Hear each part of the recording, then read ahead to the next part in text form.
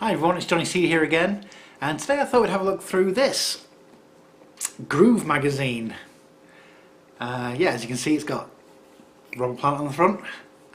This came into my possession quite a few years ago, and the weird thing is I've not been able to find out hardly any information about this. I don't think it went on very long. The only other thing I've seen is an annual that came out, and yeah, so this is a music magazine. And I'm guessing from there's no date on here, so as we go through it, maybe we can try and pinpoint down when this was actually published. I'm going to say 70, 71, around there. But yeah, so it's maybe one of the first attempts at what you might call a serious pop magazine.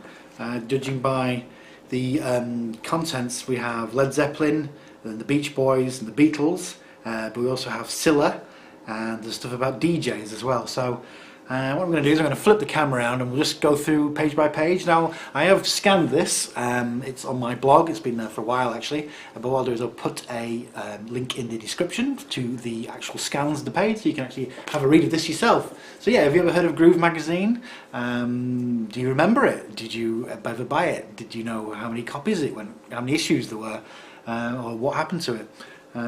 I'm guessing it didn't really take off. It got to an annual and maybe however any more issues there were than this. So yeah, so let's have a look.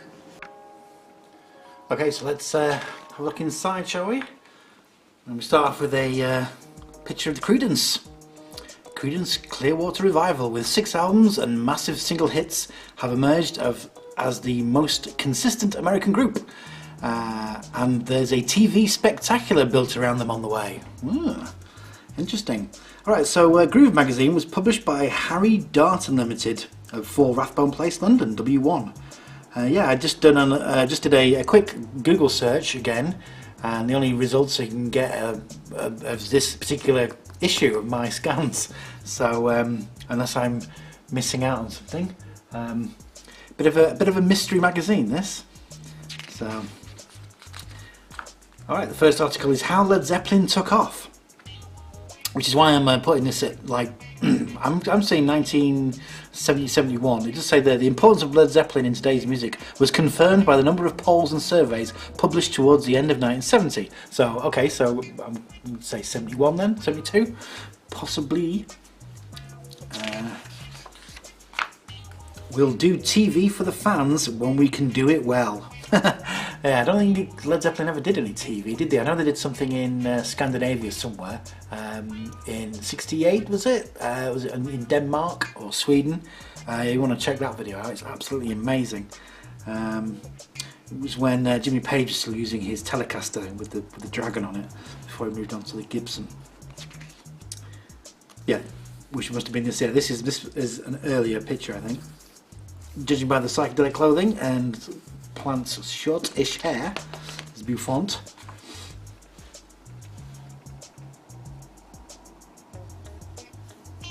There's Page with his cello bow.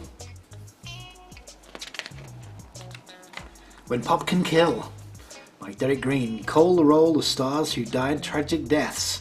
Yep, unfortunately not still an ongoing thing. Jimi Hendrix, the American superstar who first found fame in Britain, born in 1945, died in September 1970. So this magazine's not in too bad a condition. There are some, like some of the pages have been stuck together here and there's been some ripping. There's Janis Joplin.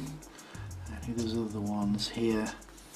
3 more victims: Eddie Cochran, Otis Redding, and Buddy Holly.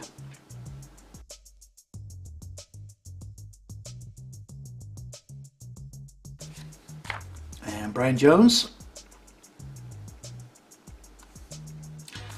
An early morning swim ended in tragedy. Have you seen that film they made about Brian Jones? It wasn't particularly good. And the Bee Gees. When blood is thicker than water, Richard Moore tells how the Gibb brothers stopped their feuding and fighting. I always wonder where the Bee Gees were actually from, because depending on who you read, they're either from. I know they went to Australia, didn't they? And did they spend some time in the Isle of Man? Or were they born in the Isle of Man? I thought they were from Manchester. Yeah. And there was 4 of them, wasn't there? Who was the 4th one? Who was the other Gib? 3 brothers, Barry, and twins Maurice and Robin. What was the name of the other one? He died, didn't he? I know a lot of them have died. In fact, they've all died apart from one. He's the one that's still alive, yes? Forgive me if I'm wrong. And BG knowledge is not what it was. And is that Scylla? No, it's Lulu. Sorry. I only said Scylla because I remember seeing Scylla on the front. Yes, that's Lulu, isn't it? I do like their, what's it called, Massachusetts? Oh, I've got to get a message to you. That's a great song. I have to check out some early Bee Gees albums, actually. I know if you think about the Bee Gees now, you just think of the disco stuff. Well, I do anyway. Okay, who is this? Diana Ross, late of the Supremes, claimed to have discovered them, but even if she hadn't, there's no doubt the Jackson 5 would have made it sooner or later. That the 5 young boys did make it sooner as hitmakers is all in our favour.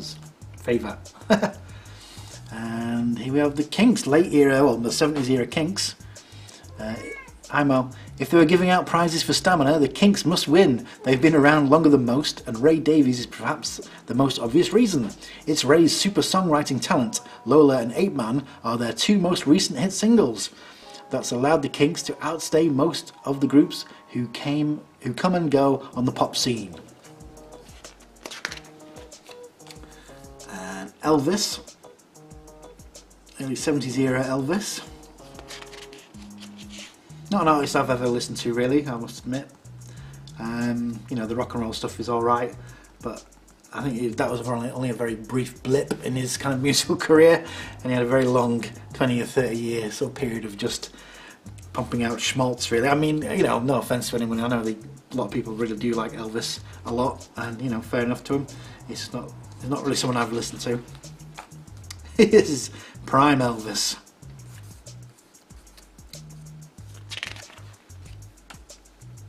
Having fun with Elvis on stage. Is that one of the worst albums ever made? It's just, I'm pretty sure that's just a compilation of Elvis just talking sort of in a kind of a Quaalude haze, probably, to people on stage. What's this? Groove Fashion. So it's not just music in Groove magazine. 4 pages for staying with it. Groovy. Clothes to go fighting in. I don't think the wrestler look really took off. Is that Kendo Nagasaki? It is Kendo Nagasaki. He was still fighting in the 80s. Or was it the 80s? Well, maybe the late 70s. I remember seeing Kendo Nagasaki on TV with like Big Daddy and Giant Haystacks. Those of you of a certain age will know what I'm talking about. When Kendo Nagasaki removes his helmet in the wrestling ring, he reveals his menacing black hood. In Japan, the samurai wear the remainder of his regalia to fight with bamboo sticks instead of swords. That's kendo, isn't it? The dresses with dacron and cotton make snakeskin tops and crepe shirts are £8.50. I guess that was quite a lot back in 1970 or whatever it was.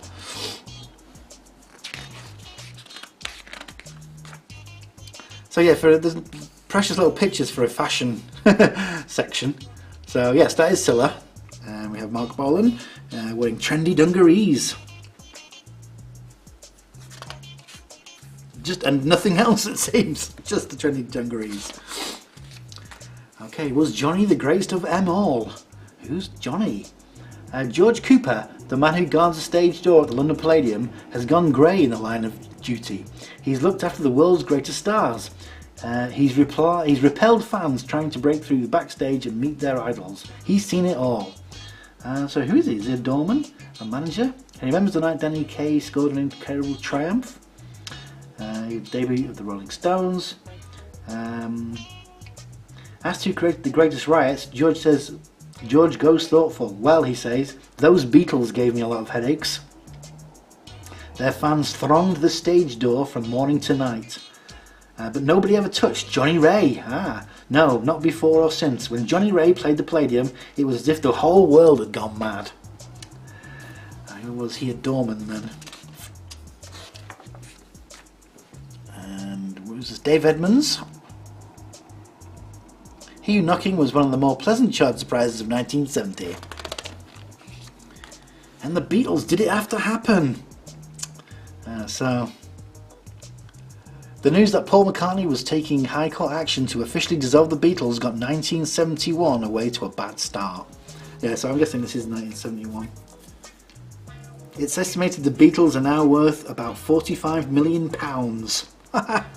Yeah, and then some. You add a few notes onto that, I guess, nowadays. Yeah, so like I say, these are all these. I have scanned all these pages, and if you want to have a proper read. Now, the Beach Boy, They Leave Behind. This is about Brian. There's a good argument that says that Good Vibrations is the best pop record ever made. Possibly so. I'm sure there's a few contenders, but I guess that would definitely be one of them. There are some very strong musical egos at work in the Beach Boys, but there's nothing more divided about their common desire to conquer the whole world. Alright, Don't Shoot the DJ, He's Doing His Best, says Richard White. And here we have Tony Blackburn. So this is an article about disc jockeys. Don't shoot the disc jockey, hang him. That's a reference to the Smiths, not what they should have done to Jimmy Savile. Being a disc jockey isn't entirely a life of wine and roses, even if at least 1 million radio fans reckon they could do the job darn sight better than the professionals. So we have an article about the BBC DJs, Johnny Brown and good old John Peel. And Emperor Roscoe. I remember seeing a documentary kind of thing about this guy, Emperor Roscoe. Apparently he was huge. Yeah, I know, I've never heard of him either. And then he just kind of completely vanished. He's one of those figures that were like extremely popular in the 60s, but then never heard of. I don't know if you can read this, but it says here, Jimmy Savile somehow creates an aura of perpetual youth. Oh dear. Mentioned that Kenny Everett, he was really good. Okay, Order Groove number 2. So they were planning on making a follow-up to this. Don't hang around. That's Groove number 1, that was. And we hope you liked it, and liked it enough to be panting for Groove number 2. Well, if you can control yourself enough to wait until April, that's when Groove 2 makes it to your newsagents. Right, so I'm going to say this was probably came out in, I'm going to say February or March of 1971. What do you think? Who's that? The talented Canadian singer-songwriter Joni Mitchell. No article about it, just a picture. And on the back we have Elton John and 2 friends. One of them, Bernie Taupin. Okay, so I hope you enjoyed our look through Groove Magazine issue 1. What a blast that was. Thank you very much for watching, and come back next time for some more video fun. Don't forget to like and hit subscribe, and if you click on that notification bell, next time I upload a video I'll come round to your house and let you know what it's about. Okay, thank you very much. Bye.